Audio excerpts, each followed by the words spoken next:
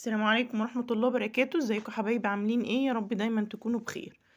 ان شاء الله فيديو جديد النهارده، ما تنسيش تحطي اللايك وتشتركي في القناة لو لسه ما اشتركتيش. النهارده هعمل معاكم اسرع مكرونة في الدنيا.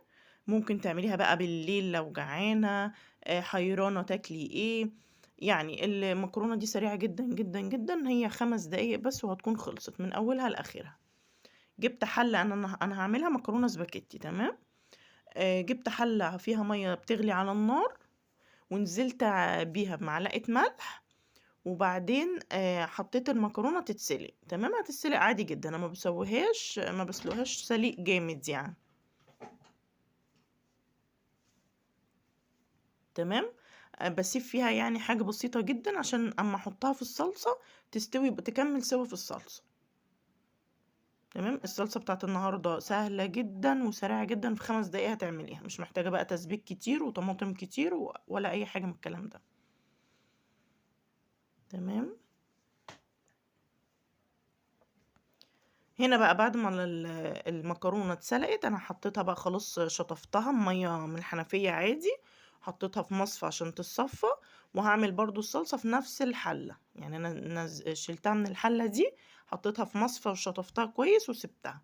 الحلة دي بقى حطيت فيها شوية زيت كده حلوين يسخنوا، وهحط بصلاية صغيرة مقطعها قطع صغيرة. متنسيش تحطي اللايك. تمام. البصلايه مش هلونها، مش عايزاها تلون خالص، يا دوب تدبل بس. هنا خلاص كان البصله دبلت معايا، اهي بقت بالشكل ده كده. معايا بقى طماطميتين اتنين مقطعهم قطع صغيره، هحطهم على البصل. هسيبهم بقى يتسبكوا بس مع البصل شويه، يعني هي هتاخد غلوتين اتنين بس، مش محتاجه اكتر من كده.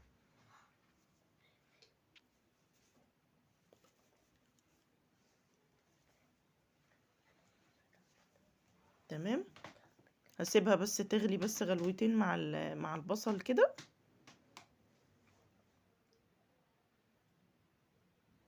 هنا كانت خلاص، يعني لقيت نفسي جايه بصراحه في غطا الحله. ما انت شغلتي الحله تاني قدامكم. خلاص بصوا الطماطم عملت ازاي.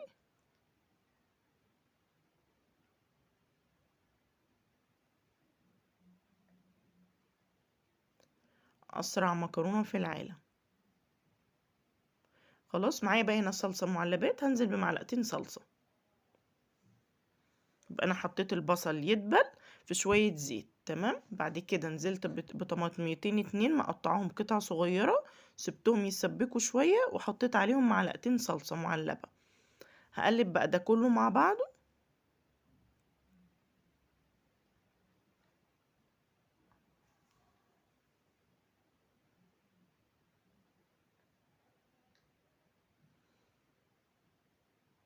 خلاص. انا مش مسرعه الفيديو خالص.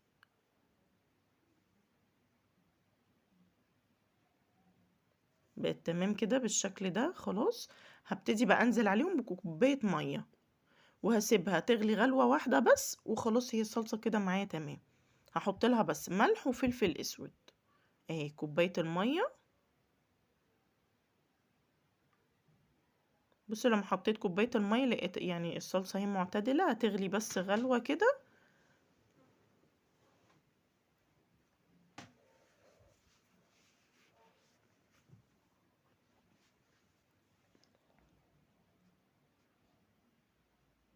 تمام. هحط بقى الملح والفلفل الاسود.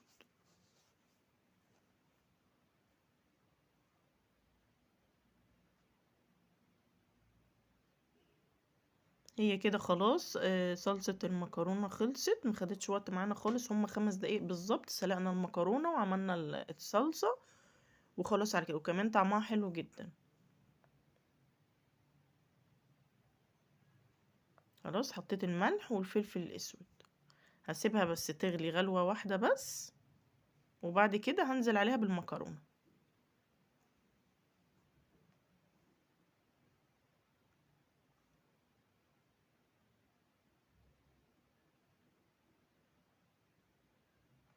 تاني غطا الحلة، يعني أنا مش مسرعة الفيديو ولا قصة منه ولا عاملة فيه أي حاجة وسايباه براحته خالص، أظهر أنا في غطا الحلة.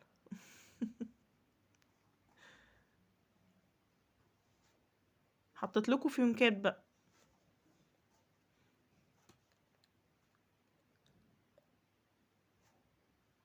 خلاص هي كده خلاص الصلصة خلصت خالص بقى، هنزل بالمكرونة اللي معايا وهقلبها كويس وهسيب برضو النار متوطي عليها، هفضل موطية عليها بس حاجات بسيطة خالص وبعدين هقفل. هتكون المكرونة خلصت معي. المكرونة ما بنقلبش فيها كتير عشان ما تتريش، وكده كده انا مش سلقاها جامد.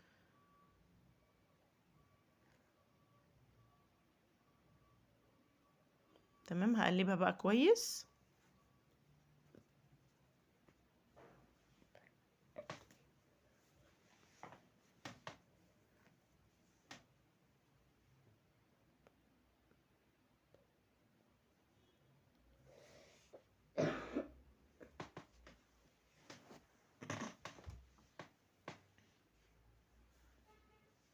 هقلب بقى كمية المكرونة حلوة قوي كده وخلاص، هي كده المكرونة خلصت معايا، ما خدتش اي وقت خالص، هما 5 دقايق بالظبط كنا خلصنا المكرونة من اولها لاخرها.